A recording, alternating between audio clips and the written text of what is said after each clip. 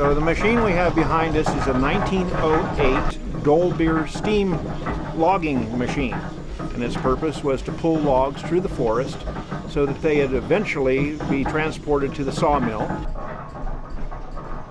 So this steam engine operates essentially by a wood fire boiling a steep kettle full of water, creating steam.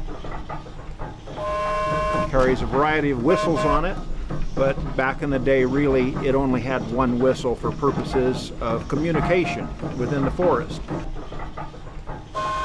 There was a need for communication over the side of a hill. They would have what's called a whistle punk, a small boy that had a wire that was attached to the whistle, and he would watch the logging operation below and then pull the whistle at the right time so that the steam engineer could engage the machinery and pull the log up from an area where the engineer couldn't exactly see it.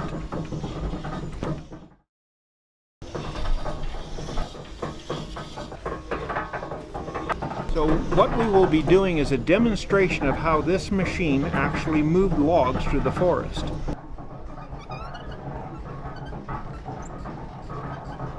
Essentially, the loggers would drop the trees and this machine would roll the logs into two-pole chutes, which is basically a road through the woods. They would drag these logs through the woods, eventually dumping them into Shaver Lake. It would be gathered up by the steamboat, the Michigan, transported over to the sawmill. The sawmill would then cut them into boards.